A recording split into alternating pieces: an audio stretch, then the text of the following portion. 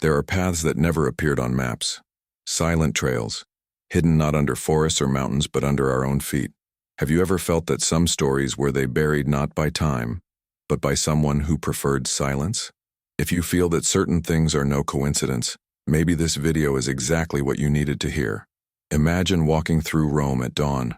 The city awakens, the streets come to life, but something vibrates down there, as if ancient stones still breathe secrets. Now, imagine crossing the Egyptian desert at dusk. The wind lifts golden sand and, for a moment you swear you hear an echo coming from underground, as if hidden corridors call your name. Two distant worlds, two giant civilizations, and yet, so the same feeling. There is something underneath them that has never been explained. Tunnels have always been more than passages. They are portals. They are mirrors. They are paths built in silence to protect that which could not be seen by light. Ancient people believed that the underground was not just a physical place but a spiritual space, the border between the human and the eternal. And when you look at Rome and Egypt, realizes that both built empires that didn't end on the surface. Maybe you've already felt this without knowing how to explain it, as if disconnected stories share the same root, as if someone at some point in history had united entire worlds beneath the earth. And the more you observe, the more you realize that the signs were always there, just waiting for someone to have the courage to look. So take a deep breath. The journey is just beginning. And now, we need to go down together. Because between Rome and Egypt, there is a forgotten path. A path that perhaps reveals more about us than about them. Since human beings learned to build cities, they also learned to sculpt shadows. Under walls, temples, and trade routes, there have always been passages, hidden destinations intended for something greater than simple crossings. Ancient people believed that that which is precious needs to be protected away from common eyes, and that is why underground has become sacred territory. From Neolithic tunnels found in Europe to the first ritual chambers excavated in the Middle East, an invisible line appears connecting cultures that have never met, but that somehow chose the same path, going down to save what would reveal too much. These corridors did not arise by chance. When archaeologists study the first, villages in the Fertile Crescent find something intriguing: tunnels used for communication between ritual areas and administrative spaces. In other words, places that combined power, spiritual and political power. This reveals much more than practical function. Reveal mentality. For these people, what happened below influenced what happened above. And so, little by little, the underground became a mirror of the collective soul, a place where kings, priests, and initiates could circulate away from the crowds, preserving secrets that would shape the destiny of their civilizations. As civilizations grew, tunnels gained a new purpose, have become escape routes during conflicts, sacred repositories for objects that could never fall in enemy hands, and ritual chambers that echoed chants and prayers aimed at entities celestial.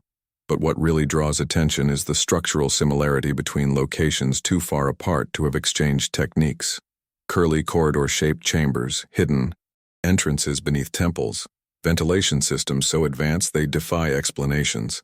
How can we explain that people separated by oceans created structures so similar, as if they had received the same map? Many ancient myths point to shared knowledge between cultures, transmitted not by trade routes but by mysterious figures described as instructors of the night, beings of subterranean light, or those who cross the ground. These descriptions, present in traditions from the Mediterranean, Mesopotamia, and even North Africa, suggest that the underground was perceived as a territory of passage, not only physical, but spiritual.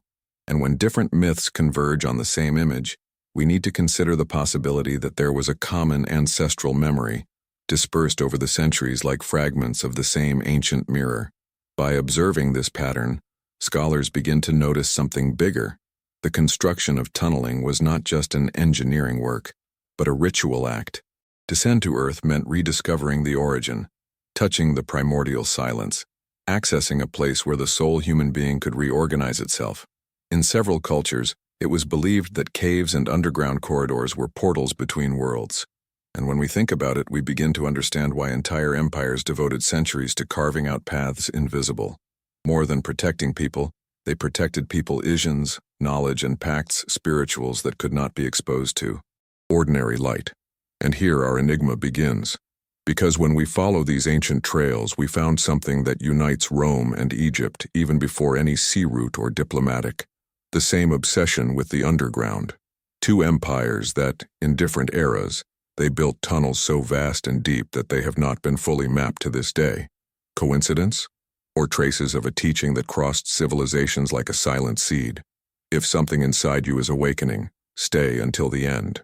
The answer may be here, buried in the next layers of this journey.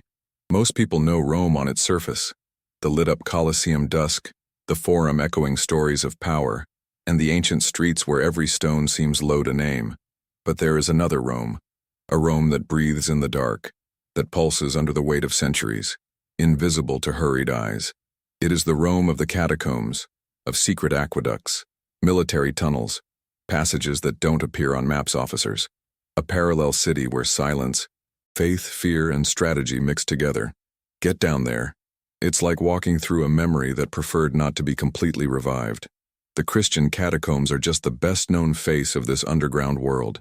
They stretch for miles, connecting burial chambers, crypts of martyrs, and corridors where lit candles cast prayer-shaped shadows. But its existence reveals something deeper. Rome always knew that the underground was a territory of protection and resistance. There, faith was, strengthened in silence far from persecution. However, even before the Christians, tunnels already existed under Roman temples, indicating that previous ones also used the underground as a spiritual refuge. The more explores, the more one realizes that visible Rome never told the whole story. In addition to the spiritual dimension, Rome built tunnels with impressive military precision. Secret corridors connected fortresses, barracks, and palaces, allowing messengers cross the city without being seen. Some of these tunnels were designed to mobilize troops quickly. Others served as escape routes in case of invasion. Roman engineers dominated the underground with the same mastery as who built bridges and roads. And there are reports of galleries so deep that they seem challenge the technology available at the time. Why such dedication to the invisible? Maybe these passages hold more than military strategies. They hold choices that are not, should come to light.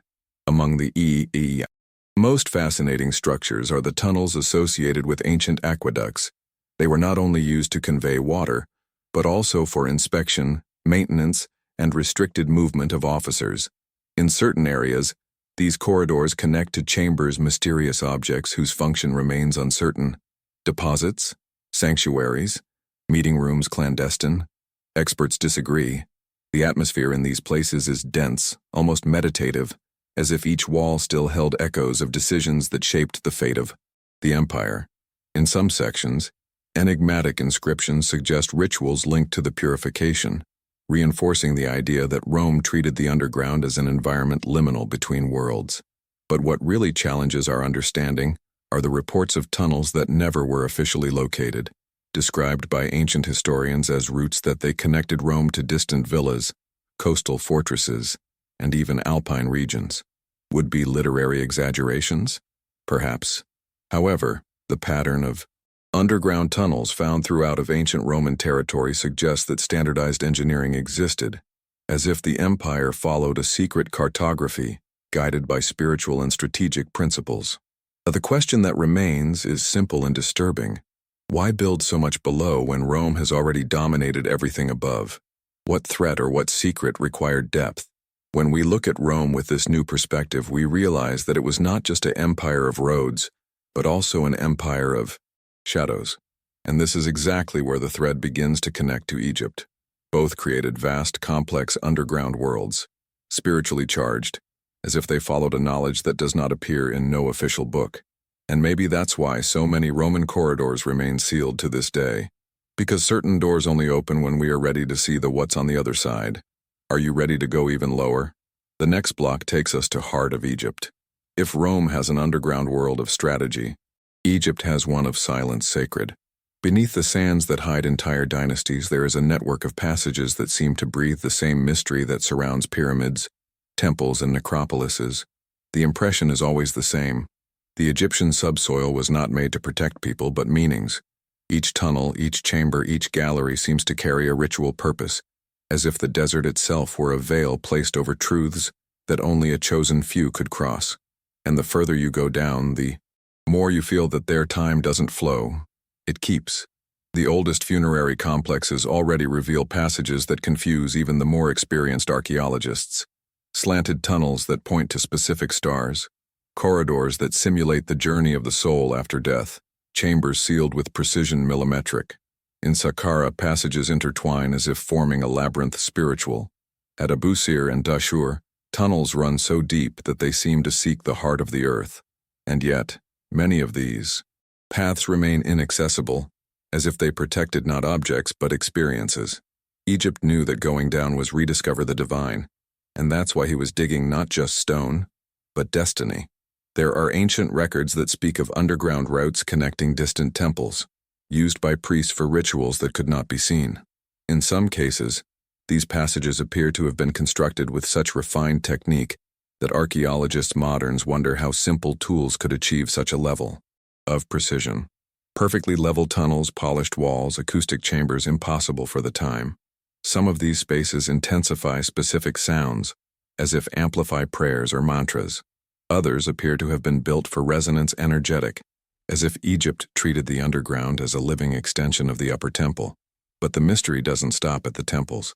Under the Sphinx, and in the vicinity of the Great Pyramid, reports from 19th century explorers mention tunnels that disappear after abrupt curves or that end in sealed doors. Modern studies using techniques non-invasive, they detected underground voids whose purpose remains unknown. Some believe them to be initiation chambers, others, archives of ancestral knowledge. More curious is the pattern. Many of these tunnels follow directions aligned with constellations specific, as if the underground were a kind of inverted cosmic map. No Egypt, even the darkness seemed to obey the sky. And there is yet another level of the enigma. Ancient stories describe secret routes that would have been used to transport sacred objects between temples and necropolises, far from looters and invaders. These tunnels appear in papyri, Greek accounts, and even Egyptian oral traditions. Some texts speak of corridors where light dares not enter, and paths where only the initiated breathe. More than metaphors, these excerpts suggest the existence of passages that are now buried, forgotten, or purposely hidden.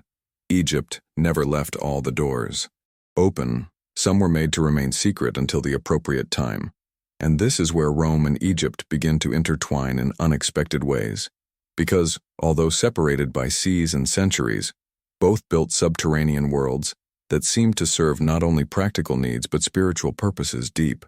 Two empires guided by the same intuition. What really matters, it must be kept away from the common eye, protected in the darkness it preserves. And when we realize this convergence, the question arises. That drives us to the next block. Could it be that these tunnels, so different and so similar, hide a common origin? Or did something, or someone, bring these worlds together in the silence of the earth? When we look at Rome and Egypt in isolation, their underground worlds are already impressive. But when we place these two civilizations side by side, something even more disturbing begins to emerge. Because despite the geographical distance and differences cultural, both share, surprisingly, similar narratives about tunnels that they connected temples, fortresses, and centers of power. Furthermore, ancient myths describe messengers who crossed invisible paths between distant lands, as if there was an underground network that crossed borders. Would it be poetic exaggeration? Distorted memory of an engineering that disappeared over time? The mystery grows when we realize how these stories echo each other.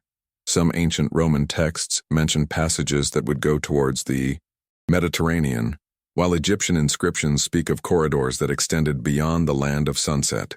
The language is symbolic, but not entirely disposable. Civilizations. Ancient women rarely wrote without intention.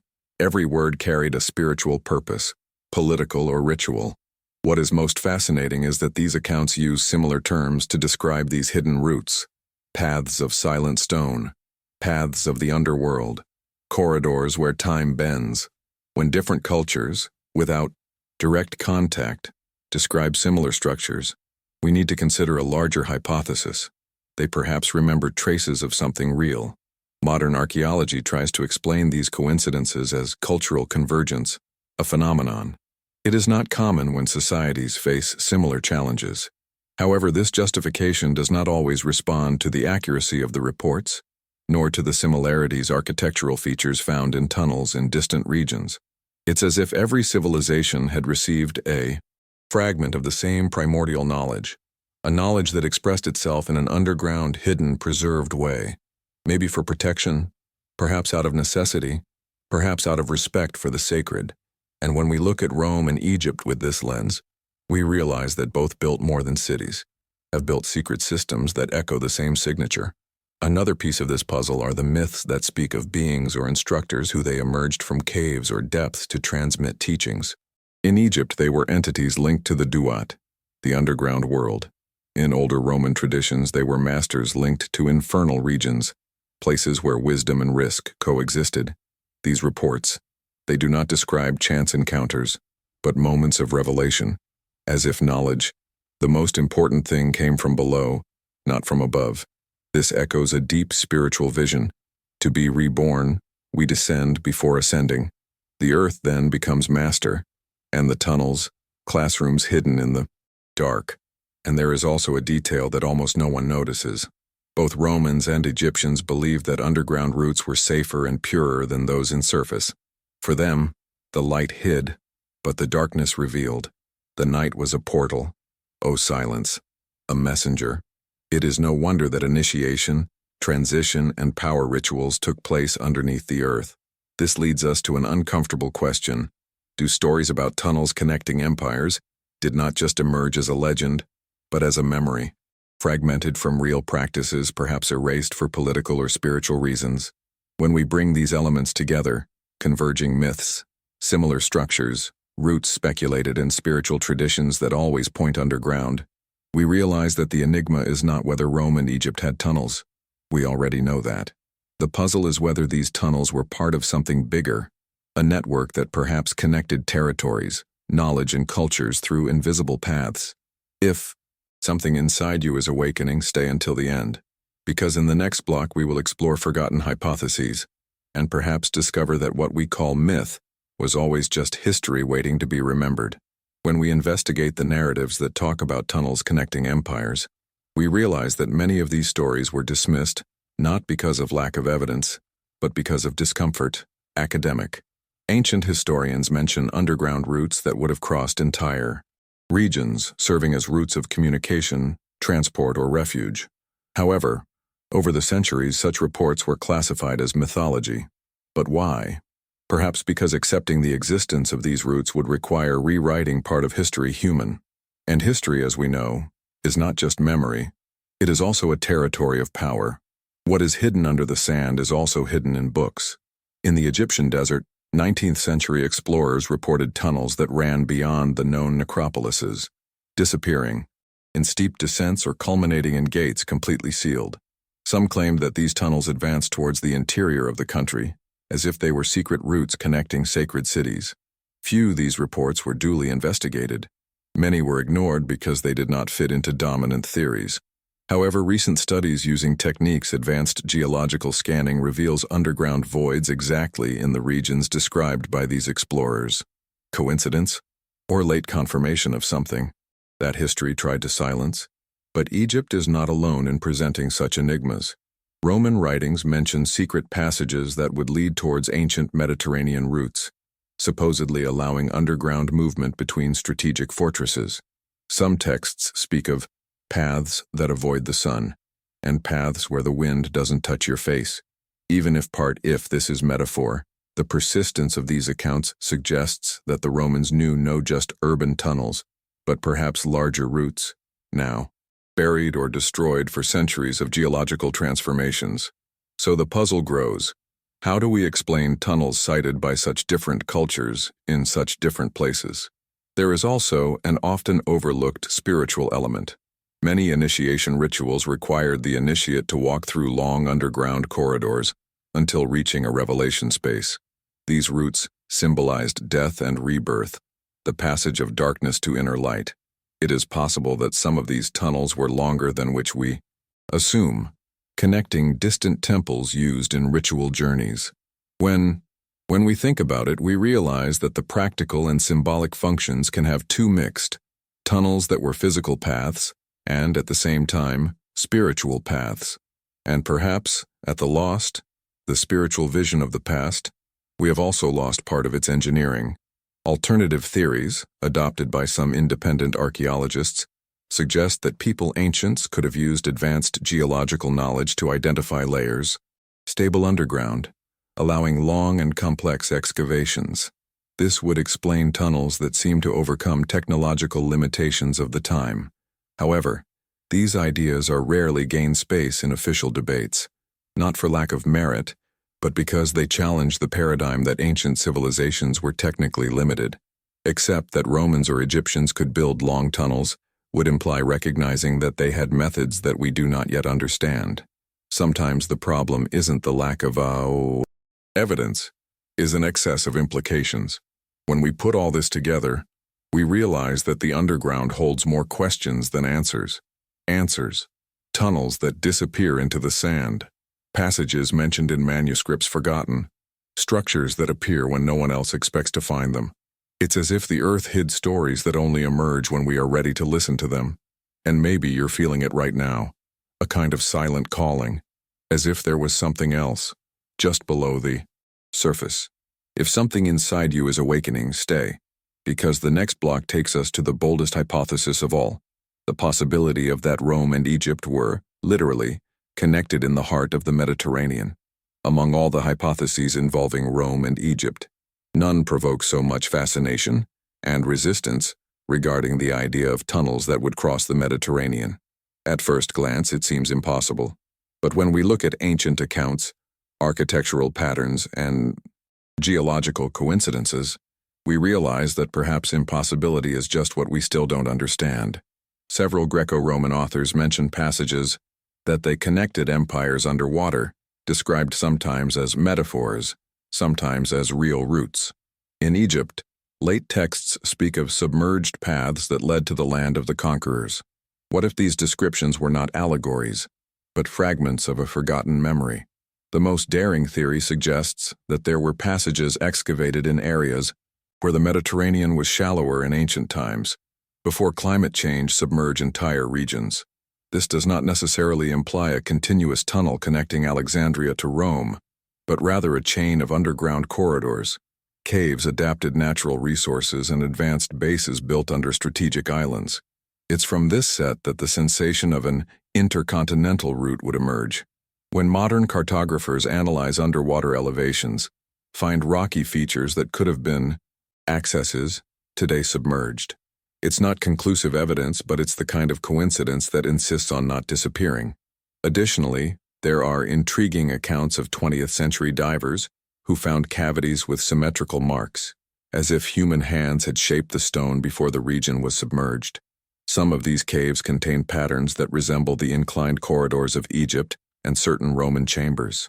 Official resistance to investigating deep into these areas is usually justified by environmental risk or instability geological, and yet the question remains, why are so many submerged structures exhibit signs of excavation, natural chance, or traces of engineering that once existed when the sea had not yet taken what we now call a deep bottom? If we imagine ancient engineers working among islands, caves, and platforms rocks, the theory takes on another meaning. They might not have sought to create a corridor continuous, but a network of underground posts to cross territories safely. These locations could have served to protect messengers, store artifacts sacred, or allow discreet movements. Rome had the technical mastery for this. The Egypt, spiritual motivation. The union of these objectives could have given rise to a route hybrid, part military, part ritual. And over time, as the sea advanced and the world changed, this network would have been swallowed by the waters and forgotten by the surface. Another intriguing point is that both Rome and Egypt had priestly orders and initiation groups that claimed to have knowledge of the hidden routes to the west. In Rome, certain mystery cults spoke of corridors that led to the belly of the sea. In Egypt, priests recorded symbolic crossings through tunnels that ended where the waters touched the sky. Were they just ritual metaphors? Perhaps. However, when myth's spiritual values align with archaeological patterns and historical accounts, we need to consider that the symbolic may be describing a veiled fact. Many ancient traditions taught that what is sacred must be hidden or puffed up in poetry. When we put all these pieces on the table, submerged structures, reports ancient times, repeating patterns, and a shared obsession with the underground, a new disturbing image. Perhaps Rome and Egypt were connected not by the surface but by depth, not by roads, but by invisible corridors, not by treaties, but for secrets. Perhaps this network was never meant to be discovered. Maybe it has fulfilled its purpose and fell asleep. And now, as we revisit these traces, we feel something familiar, as if the Mediterranean held doors that we have not yet learned to see. Are you ready to cross the last of them? In the next block, we descend into final silence. There are moments when history seems to whisper something we can't explain. The tunnels of Rome and Egypt, filled with silence, not only reveal ancient stones, they reveal a way of seeing the world that we, in the modern rush, have forgotten. 4. People who built lasting empires, the underground was not just the space beneath the feet, but the place where what could not be said aloud rested. The darkness, for them, it was no threat. It was protection. It was a pass. It was an ancient language, spoken only by those who had the courage to come down. And maybe that's what the story is trying to remind us, that what remains hidden is not always dangerous. Sometimes it's just too sacred to expose. What invisible roots they can unite worlds that we think are distant, that what we call a myth can be just a truth that has lost its voice, but not its echo, and that despite the time, certain paths are still alive, waiting for someone willing to walk more sensitivity and less rush. As we scroll through these stories, something inside us awakens, an ancient intuition, almost forgotten, which tells us that nothing is isolated, that Rome and Egypt, surface and depth, light and shadow, have always been part of the same spiritual map.